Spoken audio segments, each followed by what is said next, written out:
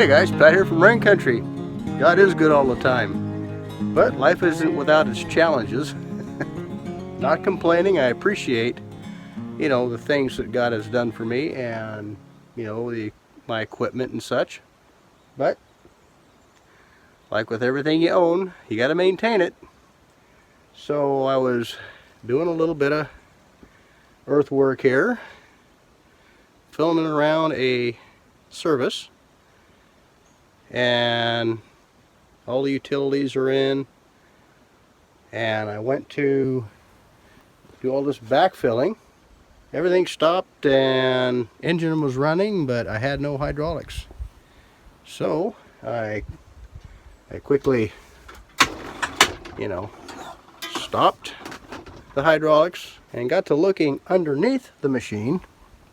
All up under here was dripping with hydraulic fluid. You could still see hydraulic fluid on the track here,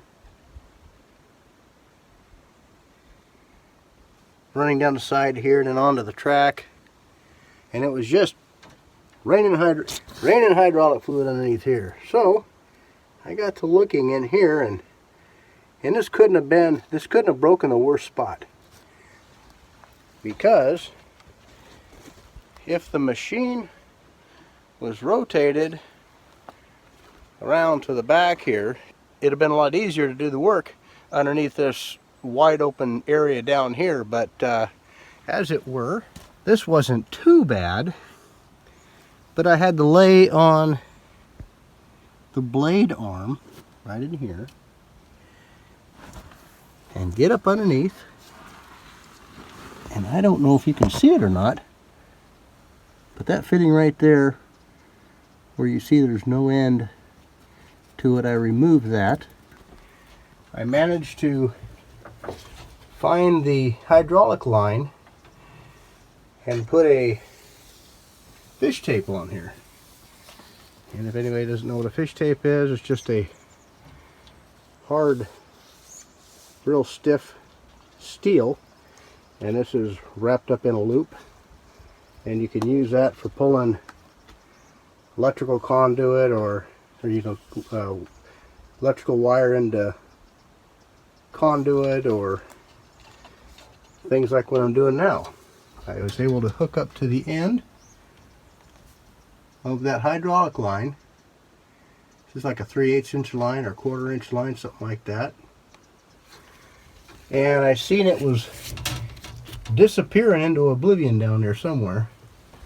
So I was able to go on the engine side and located this hydraulic line, and I just kept pulling on this one. I pulled on this one, I pulled on this one, and this one here had give, so I pulled about 6-8 inches of this, and I went around to the other side of the machine and seen that that was the line that actually had enough slack to where it was starting to pull the fish tape in. So I know it's this piece here.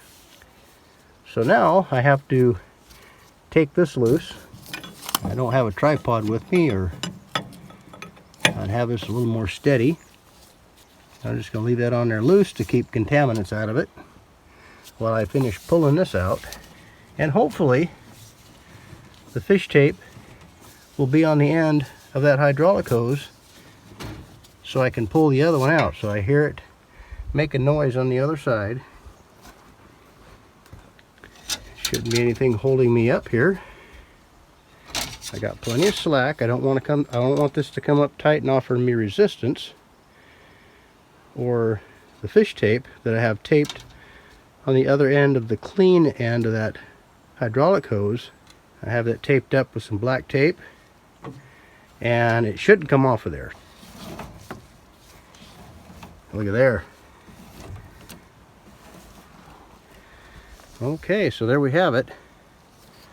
So now what I have to do is go have a new hydraulic hose made up, or have another end pressed onto this, and return and reinstall this. Now I have this fish tape out here. I'll tape the new line onto this fish tape. We'll clean this up, clean all the hydraulic fluid off of this, and then pull the new one in through where this one came out of.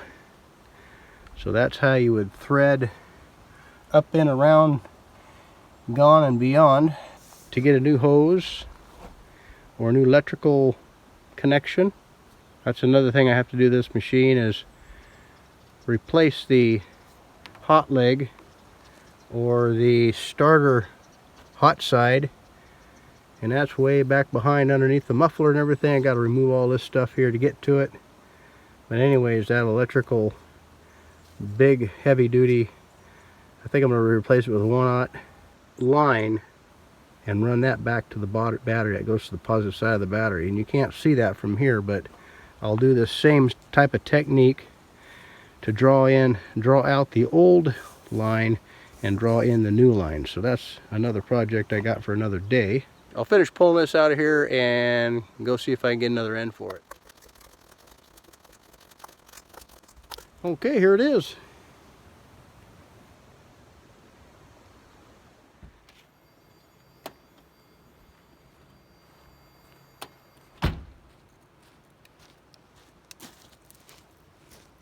Okay, we're back. I didn't exactly get the same hose. It's a little bit bigger, but the fittings are the right connections. So I got a 90 and a straight. The old hose was a little bit smaller. It's actually what they call, from what I'm understanding from the hydraulic guys, this is a British size hose. This is an ECR88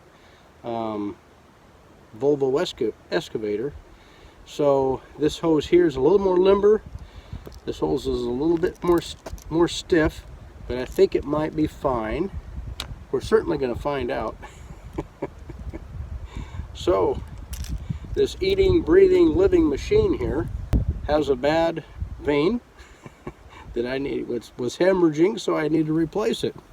So anyway, what I'll do is I'm going to tape up the ends to keep the dust and dirt out of here as I'm pulling this through, and I'll go ahead and get this set up to re-pull it. So we'll tape up the end, the straight end, because that's the side that's got to be pulled through.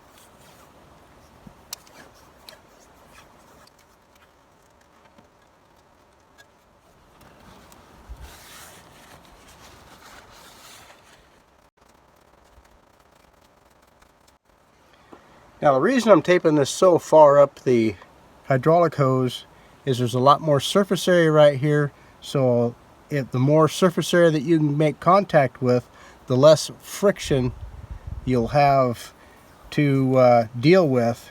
If I was to just tape this to the very end, it might just pop off real easy. Now that can happen, so I'm going to spend a lot of tape and make sure that that does not come off of there. The other thing is I kind of taped around this edge here, so hopefully this doesn't get hung up on anything.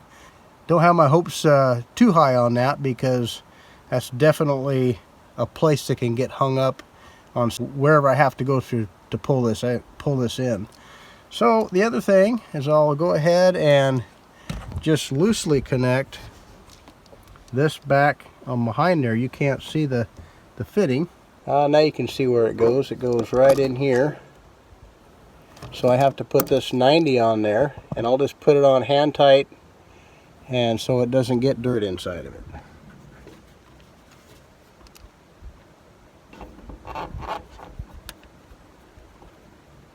Okay, I'll see if I can get this to go.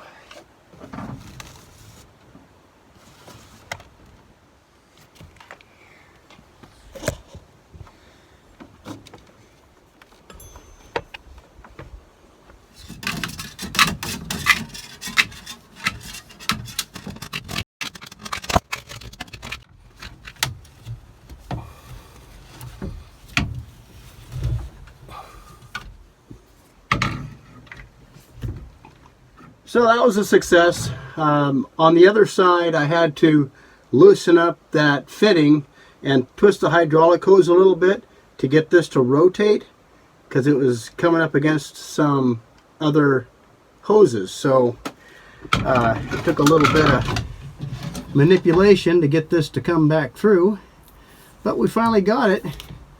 So now we just have to take all this tape off of here. I was thinking I might have to go to Volvo to get this a new hose here. I was getting a little nervous, and there's a couple places in town. One place didn't have the 90-degree fitting that I needed, so I came back. He had a 45, but he didn't have a 90, and the 45 would not fit back there.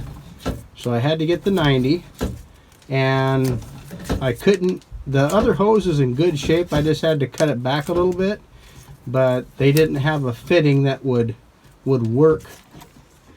These are like American Standard or something.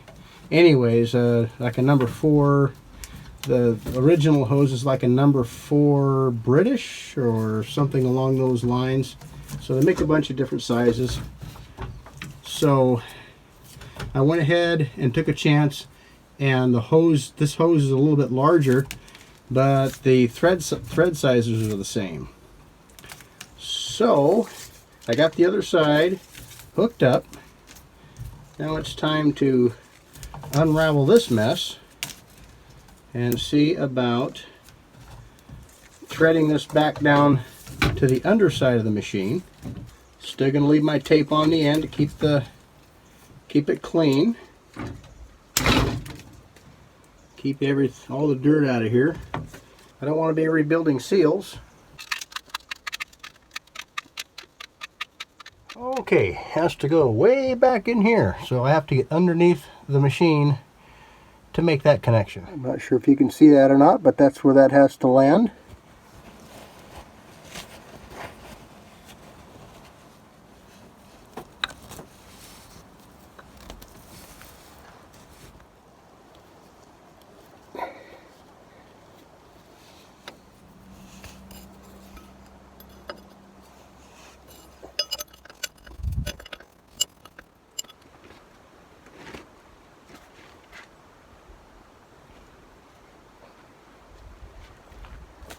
Before I install all the plates, I'm going to go ahead and give it a start, see if it's going to hold.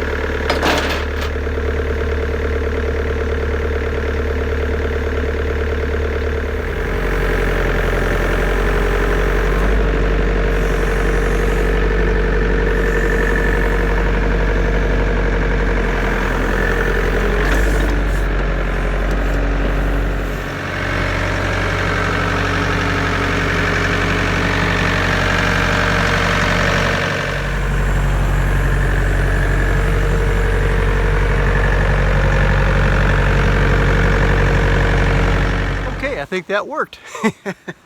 I don't have anything gushing out the bottom and the machine operates, so there must be some sort of a low flow cutout on that machine. Maybe to save hydraulic fluid, I don't know. But anyways, it cut out. It functions just quit working when that hose came apart.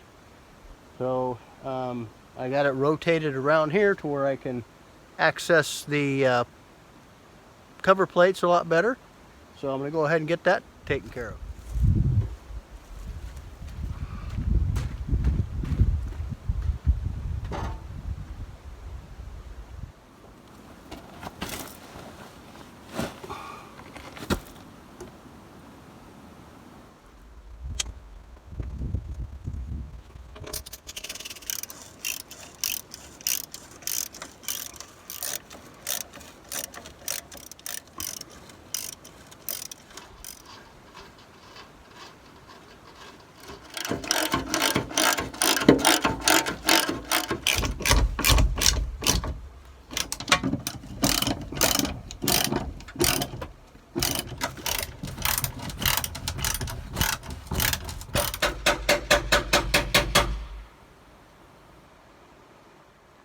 Well, that was unexpected.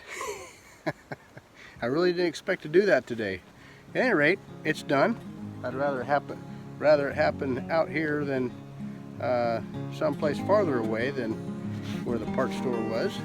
At any rate, we got it fixed. Hope that helps somebody out, or it's entertaining nonetheless. Thanks for stopping by. Take care, and God bless.